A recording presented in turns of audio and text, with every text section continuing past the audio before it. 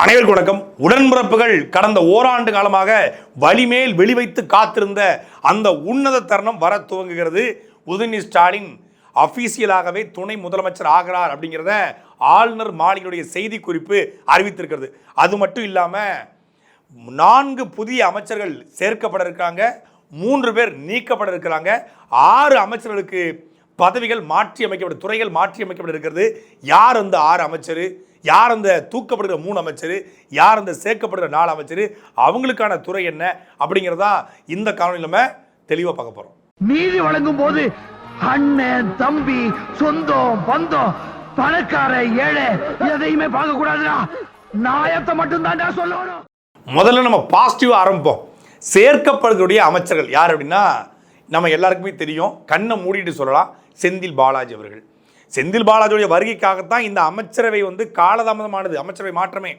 செந்தில் பாலாஜி வந்தால் தான் நான் அமைச்சரவை மாற்றி அமைப்புன்னு சொல்லி நம்ம ஐயா ஸ்டாலின் ஒத்த காலம் நின்றுருக்காரு. அதனால தான் வழுக்கலை எனக்கு தெரியலை அப்படின்னு சொல்லிலாம் ஐயா சொன்னது.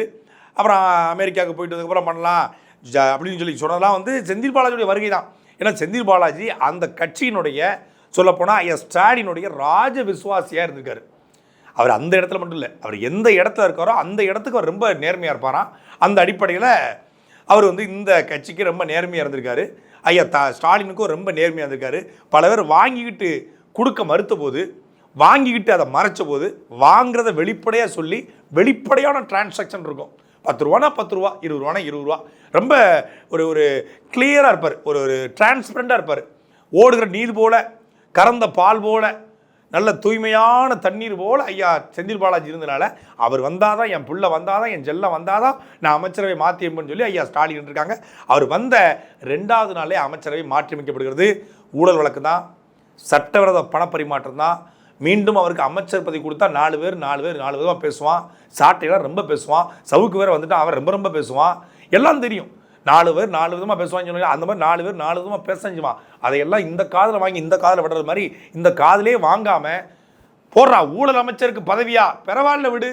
சட்டவிரோத பணப்பரிமாற்றத்தை ஈடுபட்டவருக்கு பதவியா, பரவாயில்ல விடு, என்னமும் சொல்லிட்டு போகிறான். ஆனாலும் என் தங்கண்டா, என் விசுவாசிடா அப்படின்னு சொல்லி செந்தில் பாலாஜி அவர்களுக்கு அமைச்சரவை உறுதி செய்யப்பட்டிருக்கிறது. தங்கம் தென்னசிலிருந்து மின்சாரத்துறை பறிக்கப்பட்டிருக்கிறது அப்படிங்கிறத தங்கம் தென்னஸ் அவர்களுக்கு துறை மாற்றி அமைக்கப்பட்டிருக்கு. அவருக்கு நிதி மற்றும் சுற்றுச்சூழல் ஒதுக்கியிருக்காங்க, காலநிலை மாற்றம் ஒதுக்கியிருக்காங்க. அந்த அடிப்படையில் தங்கம் தென்னஸ் அவர்கள் வகித்து வந்த மின்சாரத்துறை செந்தில் பாலாஜிக்கு போகலாம் அப்படிங்கிறத நமக்கு அதிகாரப்பூர்வமாக சொல்ல முடிகிறது. அதே போல் இந்த சேர்க்கையில் யாரை சேர்ந்திருக்காங்க அப்படின்னா கோவிச்செழியன் அவர்கள். ஒரு ஒடுக்கப்பட்ட சமூகத்தை சார்ந்த, பட்டியல் சமூகத்தை சார்ந்த ஒருத்தருக்கு திமுக அமைச்சரவையில் இடம் கொடுக்க போகுது அப்படிங்கிறத நேற்று காணொலியில் நம்ம சொல்லியிருந்தோம். பல பேர் அதை உறுதிப்படுத்தியிருந்தாங்க. அந்த அடிப்படையில் அவருக்கு தமிழ்நாட்டில் மிக முக்கியமான ஒரு துறையை திமுக ஒதுக்கியிருக்காங்க. இது திமுகவுடைய திராவிட மாடலுக்கு, சமூக நீதிக்கு எடுத்துக்காட்டுன்னு சொல்லுவாங்க. ஆனால் சொல்லப்போனால் திமுக ஆட்சிக்கு வந்தவுடனே ஒரு பட்டியல் சமூகத்தை சார்ந்த ஒருத்தரை உயர்கல்வித்துறை அமைச்சர் ஆகியிருந்தா அது திராவிட மாடலுடைய வெற்றி, திராவிட மாடலுடைய சமூக நீதினு சொல்லியிருக்கலாம். இது கிட்டத்தட்ட 4வது அமைச்சரவை மாற்றம். இந்த அமைச்சரவை மாற்றத்தில் உதயநிதி ஸ்டாலினுக்கு பதவி கொடுக்க போகிறாங்க. உதயநிதி ஸ்டாலினுக்கு பதவி கொடுக்கும்போது வெறுமனையாக அவருக்கு மட்டும் கொடுத்தா அது பேசுபடு பொருளாக மாறிடும். என்னங்க உங்கள் குடும்பத்துக்கு இலவசருக்கு முடி சுட்டிங்களா அப்படின்னு கேட்பாங்க. பல பேரை மாத்திரம், அதோடு சேர்த்து உதயநிதி ஸ்டாலினையும் மாத்திரம் அப்படின்னு ஒரு உருட்டிக்கலாம். அதோடு சேர்த்து ஒடுக்கப்பட்ட சமூகத்தை, பட்டியல் சமூகத்தை சார்ந்த ஒருத்தருக்கு நாங்கள் அமைச்சரவையில் உயர்கல்வித்துறையை கொடுத்துருக்கோம் அப்படின்னு சொல்லும்போது அது பெரிய லெவலில் பேசப்பட பொருளாக மாறும் அப்படிங்கிற ஸ்டாட்டிக்ஸ் தெரிஞ்சதுனாலையும், பெரிய ஸ்ட்ராட்டஜியாக இதை முன்வைப்பதனாலையும் கோவிச்செழியன் ஐயாவுக்கு உயர்கல்வித்துறை போவதற்கான வாய்ப்புகள் இருக்குன்னு சொல்கிறாங்க. ஏன்னா பொன்முடிட்டு இருந்த பதவி பறிக்கப்பட்டிருக்கிறது. அந்த அமைச்சரவை மாற்றத்தில் பொன்முடிக்கு வனத்துறை ஒதுக்கப்பட்டிருக்கு. அப்போ அவர்கிட்ட இருந்த உயர்கல்வித்துறை கோவிச்செழியன் அவர்களுக்கு போவதற்கான வாய்ப்புகள் இருக்கிறது. அவருக்கு தான் போகும். கோவிச்செழியன் அவர்கள் 2 முனைவர் பட்டம் படித்தவர், பிஹெச்டி, ஒரு டாக்டர், ஒரு ஸ்காலர், தமிழில் முனைவர் பட்டம் படித்தவர், நல்ல பேச்சாளர், ஆரம்பத்திலிருந்து திமுக இருக்கக்கூடியவர், கொள்கை உறுதி கொண்டவர், நல்லா பழகக்கூடியவர், திருவிடைமதுர் சட்டமன்ற உறுப்பினராக ஒரு நல்ல பேர் அந்த பகுதி மக்களில் எடுத்திருக்காரு. அவருக்கு நெகட்டிவ் ஷேட் இருக்குது, அது அப்புறம் பேசலாம். முதல்ல பாசிட்டிவாக நல்ல மனுஷன், எல்லாருக்கூடையும் இயல்பாக பழகக்கூடியவர், அந்த அடிப்படையில் ஒரு நல்ல படித்தவர், ஸ்காலரு, பேச்சாளர் என்பதனால உயர்கல்வித்துறையை அவருக்கு கொடுத்துருக்காங்க. அவர் கல்லூரிலையும் பேராசிரியரா பணி செஞ்சவர். செந்தில் பாலாஜி, கோவை செல்லினை தொடர்ந்து இன்னும் 2 பேர் இந்த அமைச்சரவை பட்டியலில் இடம் பிடிச்சிருக்காங்க. ஒருத்தர் ராஜேந்திரன், சேலம் தொகுதியினுடைய, சேலம் வடக்கு தொகுதியினுடைய சட்டமன்ற உறுப்பினர், ஒரு நீண்டகால பாரம்பரியம் கொண்டவர். அவருக்கு சுற்றுலாத்துறை ஒதுக்கப்படுவதற்கான வாய்ப்புகள் இருப்பதாக சொல்றாங்க. அதே போல நாசர், ஐயா ஸ்டாலினுடைய, கலைஞர் கருணாநிதியுடைய ராஜ விசுவாசி. அவர் வந்து கள்ள தூக்கி போட்டார். அவர் பையன் வந்து ஒரு இடம் வாங்கினல சர்ச்சைகள் ஏற்பட்டுச்சு. பால்வளத்துறைக்கு வந்த புதுசில் கொஞ்சம் போக்குவரத்துமாக இருந்தார். ஏன்னா 10 வருஷம் அமைச்சராக இல்லை, 10 வருஷம் ஆட்சியில் இல்லை. வந்த உடனே கொஞ்சம் ஃபோர்ஸாக செயல்பட்டார். ஃபோர்ஸ்னால் புரியுது இல்லையா, ரொம்ப ஃபோர்ஸாக செயல்பட்டாப்புல. நிறைய ஸ்வீட் பாக்ஸ்களை வாங்கினார். அப்படிங்கிற தகவலின் அடிப்படையில் தான் அவருக்கு வந்து பால்வளத்துறை அமைச்சர் பதவி பறிக்கப்பட்டது. இப்போ மீண்டும் பால்வளத்துறை அவருக்கு போகுது அப்படின்னு தகவல் சொன்னாங்க. நான் அவருக்கு பால்வளத்துறை போகிறதுக்கான வாய்ப்புகள் இல்லை. செஞ்சி மஸ்தானுடைய பதவி பறிக்கப்பட்டதுனால செஞ்சி மஸ்தான்கிட்ட இருந்த துறைகள், அந்த வெளிநாடு வாழ் இந்திய நலத்துறை, சிறுபான்மை நலத்துறை, இந்த துறைகள் நாசர் அவருக்கு போகிறதுக்கான வாய்ப்புகள் இருக்குது. இப்போ சேர்க்கப்பட்ட 4 பேரை பார்த்த மாதிரி நீக்கப்பட்ட 3 பேர். நீக்கப்பட்ட 3 பேரில் முதல்ல மரியாதைக்குரிய ஐயா செஞ்சி மஸ்தான். ஏற்கனவே வந்து விக்கிரவாண்டி சட்டமன்ற இடைத்தேர்தலும் போதே அவருடைய மாவட்ட செயலாளர் பதவி பறிக்கப்பட்டது. அவருடைய மச்சானுடைய பொறுப்பும் பதிக்கப்பட்டது. அவருக்கு தம்பி கொடுக்கப்பட்ட பொறுப்பும் பதிக்கப்பட்டது. அவர் குடும்பத்தினர் அத்தனை பேருக்கு கொடுக்கப்பட்ட பொறுப்புகள் பறிக்கப்பட்டது. அதுக்கான காரணம் என்பது அவங்க வந்து கோஆர்டினேஷன் இல்லை, பொன்முடி கூட வந்து கொஞ்சம் இணங்கி போகலை, விழுப்புரம் மாவட்ட செயலர் ஒரு இணங்கி போகலை, தலைமை கூட ஒத்து வரலை அப்படிங்கிற பல காரணங்களை சொன்னாங்க. செஞ்சி மஸ்தானுடைய மாவட்ட செயலர் பதவி பறிக்கப்பட்டதை தொடர்ந்து இப்பொழுது அவருக்கு ஒதுக்கப்பட்டிருந்த அமைச்சர் பதவியும் பறிக்கப்பட்டிருக்கிறது. ராமர் கோயில் கட்டுறதுக்கெல்லாம் இங்கிருந்த ஐயா காசு அமைச்சார். அவ்வளோ பெரிய நல்ல மனுஷன் அவர். ஒரு சமூக நல்லிணக்கத்தை உருவாக்க பாடுபட்டவர். அவருக்கு இப்போ அமைச்சர் பதவி பறிக்கப்பட்டு அந்த பதவி நாசருக்கு போவதற்கு வாய்ப்பு. ஏன்னா ஒரு இஸ்லாமியரை ஒரே ஒரு அமைச்சர் தான் வச்சுருந்தீங்க. திராவிட மாடல்ன்றீங்க, சமத்துவ ஆட்சின்றீங்க, சிறுபான்மையோட பாதுகாவலன்றீங்க. செஞ்சி மஸ்தான் இருந்த ஒரு அமைச்சர் பதவி பறிச்சிட்டிங்கன்னா எங்களுக்கு எங்கள் அமைச்சரே இல்லையாங்க நாங்கள் அப்படின்னு யாரும் கேட்டக்கூடாது இல்லையா? அதுக்காக ஒன்று அவுட்டு. ஒரு இஸ்லாமியர் வெளியே போயிருக்காரு, ஒரு இஸ்லாமியர் நாசர் உள்ளே வந்திருக்காரு. செஞ்சி மஸ்தான் இருந்த பதவிகள் அவருக்கு போகிறதுக்கான வாய்ப்புகள் இருக்குது. 2வது அமைச்சர் பதவி யார்கிட்ட பறிக்கப்பட்டிருக்குன்னா ராமச்சந்திரன். முதல்ல வனத்துறை அமைச்சராக இருந்து அந்த வனத்துறை பதவி வந்து மதிவேந்தன் போய், மதிவேந்தன் இருந்த சுற்றுலாத்துறை வந்து நம்ம ஐயா ராமச்சந்திரன் குன்னூருடைய சட்டமன்ற உறுப்பினருக்கு வந்துச்சு. அந்த ராமச்சந்திரன் அந்த சுற்றுலாத்துறையை வச்சுக்கிட்டு இந்த 2 வருஷத்தில் சுற்றுலாத்துறையை உலகளவில் கொண்டு போயிட்டார். பூரா தமிழ்நாட்டில் எங்கே திரும்பினாலும் பூரா வெளிநாட்டு பயணிகள். எங்கேருந்து வந்திருக்கீங்க? ஆஸ்திரேலியா, நீங்கள் அமெரிக்கா, நீங்கள் இங்கிலாந்து, நீங்கள் எங்கேருந்து வந்திருக்கீங்க? நாங்கள் கனடாலேருந்து வந்திருக்கோம். நீங்கள் எங்கேருந்து வந்திருக்கீங்க? நாங்கள் ஜெர்மன் வந்திருக்கோம். தமிழ்நாடு சுற்றுலாத்துறை வேர்ல்டு லெவலில் போயிடுச்சு. மசனக்குடிலாம் ஊட்டிலாம் ஓஹோ, கொடைக்கானல் குற்றாலம் சூப்பரு, குன்னூர் ஏற்காடுலாம் வேறு லெவல், கன்னியாகுமரி அந்த மாதிரி, திருநெல்வேலி இந்த மாதிரி அப்படின்னு சுற்றுலாத்துறை ஐயா தூக்கி நிப்பாட்டினால கொஞ்ச நாளைக்கு நீங்கள் ஓய்வெடுங்க அப்படின்னு சொல்லி அவர்கிட்ட வந்து பறித்து அவரை தமிழ்நாடு அரசனுடைய தலைமை கொறடாவாக நியமிச்சிருக்காங்க. இந்த தியேட்டர்லாம் போனீங்கன்னா ஒரு ஆடு போடுவாங்க. நான் தான் முகேஷ், நான் குட்கா சாப்பிட்டு கொண்டிருந்தேன் அப்படின்னு சொல்லி பேசிட்டு இல்லை என்ன கொடுமைன்னா முகேஷ் எங்களால் காப்பாற்ற முடியலை அப்படிம்பாங்க. அதே மாதிரி தான் நம்மளுடைய நாகர்கோவில் சிங்கம் மனோ தங்கராஜ். அப்பா என்ன பேச்சு! திராவிட இயக்கம் இல்லை என்றால் சீமானெல்லாம் மரம் ஏறி பிழைத்து கொண்டு இருப்பார் அப்படின்னு பேசிக்கிட்டு இருந்தார். பாலில் கொழுப்படுத்தவரை இப்போ வெண்ணெயை பிரிக்கிற மாதிரி பிரித்து விட்டாங்க. மனோ தங்கராஜ் சொல்லி அமைச்சர் பதவியை பறிச்சிருக்காங்க. ஐயா ராமச்சந்திரனுக்காவது தலைமை கொறடா அப்படிங்கிற ஒரு பதவி கொடுத்துருக்காங்க. அது ஒரு பெரிய வேலை இல்லை. சட்டமன்றத்தில் இருந்து சட்டமன்ற உறுப்பினர்களை கட்டுப்படுத்துவது, ஏதாவது தீர்மானம் கொண்டு வந்து அவங்கள வாக்களிப்ப வைப்பது, அது மாதிரி ஒரு தலைமை கொறடா நல்ல மரியாதைக்குரிய பதவி தான் அது. அந்த தலைமை கொறடா பதவி கொடுத்து வச்சுருந்தாங்க. இப்போ அதை பறிச்சுவிட்டு அதாவது ராமச்சந்திரன் கொடுத்துருக்காங்க. மனோ தங்கராஜுக்கு ஒன்றுமே கிடையாது. ஓரமாக போய் பாலில் கொழுப்படுத்தல உட்காந்து இப்போ மோரில் கொழுப்படு அப்படின்னு அனுப்பிச்சாங்க. இப்போ உதாரணத்துக்கு நான் பச்சை பால் வாங்குறேன் சார், அது நல்லா இருக்குது சார், ஏன் சார் அது நிறுத்துறீங்க? கொழுப்பு கூடா நல்லா தான் இருக்கும். கொழுப்பு கூடா நல்லதா இருக்குன்றது என்ன மாதிரியான கமெண்ட் சார்? எனக்கு புரியல. இப்போ புதிதாக 3 பேர் நீக்கம், 4 பேர் சேர்க்கை, 6 அமைச்சருடைய பதவிகள் மாற்றப்பட்டிருக்கு. அந்த யாருன்னா மரியாதைக்குரிய ஐயா ராஜ கண்ணப்பன். ஏற்கனவே அவருக்கு வந்து 2 முறை மாற்றி அமைச்சிட்டாங்க. இது 3வது முறை ஐயாவுக்கு மாற்றுறாங்க. 3வது முறை வந்து அவர் ஏற்கனவே பிற்படுத்தப்பட்ட நலத்துறை அமைச்சராக இருந்தார். இப்பொழுது அந்த பதவி மையநாதனுக்கு ஒதுக்கப்பட்டிருக்கிறது. மையநாதன் இருந்த சுற்றுச்சூழல் தங்கம் தென்னரசுக்கு போயிருக்கிறது. அதனால் மையநாதன் அவர்களுக்கு, ஆலங்குடி சட்டமன்ற உறுப்பினர் அந்த மையநாதனுக்கு வந்து பிற்படுத்தப்பட்ட ஒரு நலத்துறையும் ராஜ கண்ணப்பன் அவர்களுக்கு பால்வளத்துறையும் காதியும் ஒதுக்கப்பட்டிருக்கிறது. மனோ தங்கராஜ் இந்த பறிக்கப்பட்ட பால்வளத்துறை ராஜ கண்ணப்பனுக்கு போயிருக்கு. நாமக்கலுடைய சட்டமன்ற உறுப்பினருடைய மதிவேந்தர் அவர்கள் ஏற்கனவே வனத்துறை அமைச்சராக இருந்தார், முதல்ல சுற்றுலாத்துறை அமைச்சராக இருந்தார், இப்பொழுது அவர் ஆதி திராவிடர் நலத்துறை அமைச்சராக மாற்றப்பட்டிருக்காரு. அப்போ ஆதி திராவிடர் நலத்துறை அமைச்சராக இருந்த கைல்வெளி செல்வராஜ் அவர்களுக்கு அந்த துறை பறிக்கப்பட்டதுனால அவங்க மனிதவள மேம்பாட்டுத்துறை அமைச்சராக மாற்றப்பட்டிருக்காங்க. அந்த மனிதவள மேம்பாட்டுத்துறை அமைச்சராக ஏற்கனவே தங்கதனசு பார்த்துருந்தாரு, இப்போ அவருக்கு நிதி மற்றும் சுற்றுச்சூழல் கொடுத்துட்டாங்க. இப்படி நிறைய சிப்ளிங்ஸ் பண்ணியிருக்காங்க. அதே போல மாற்றி அமைக்கப்பட்டதில் இது தங்கம் தென்னசு அவர்கள் மீதோ இல்லை கைல்வெளி செல்வராஜ் அவர்கள் மீதோ மதிவேந்தன் அவர்கள் மீதோ இல்லை நம்ம ராஜ கண்ணப்பன் மீதோ பெரிய விமர்சனம்லாம் ஒன்றும் கிடையாது. ஆனால் இந்த மாற்றி அமைக்கப்பட்டதில் மிக முக்கியமான ஒருத்தர் இருக்கார்.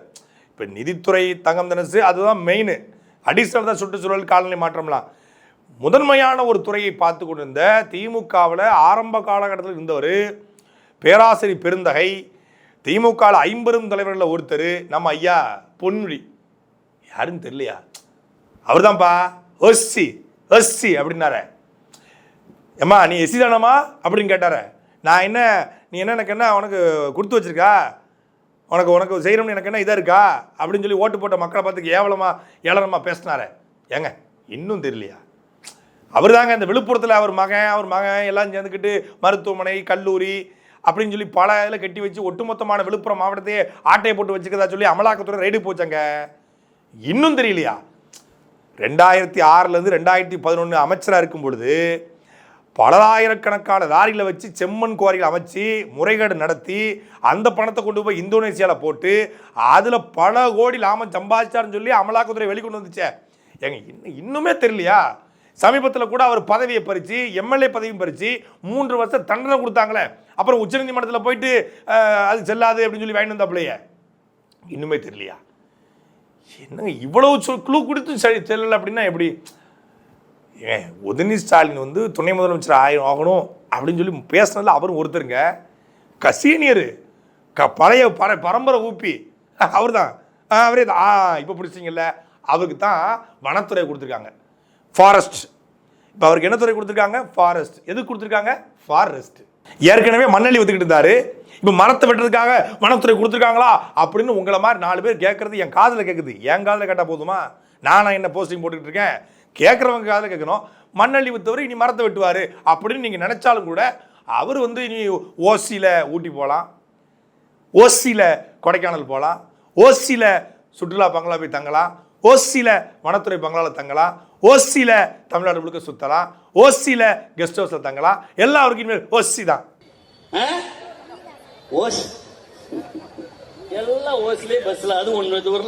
இப்போ தான் நம்ம மெயின் சப்ஜெக்ட் வந்திருக்கிறோம். சப்ஜெக்டோட ஹார்ட் பீஸுக்கு வந்திருக்கிறோம். நம்ம படத்தினுடைய இன்டர்வலுக்கு வந்திருக்கிறோம். கிட்டத்தட்ட ப்ரீ கிளைமாக்ஸை நெருங்கிட்டோம். யார் அப்படின்னா உதயநிதி ஸ்டாலின் அவர்கள்.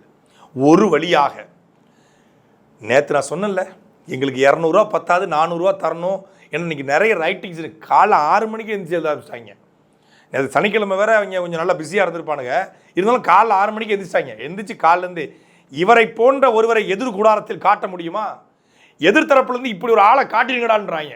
என்ன சொல்ல வராங்க? இந்த மாதிரி ஒரு துணை முதலமைச்சர் இந்திய அரசியல் வரலாற்றில் என் வேர்டில் அலெக்சாண்டருடைய சாம்ராஜ்யத்தில் கூட கிடைச்சது கிடையாதுப்பா.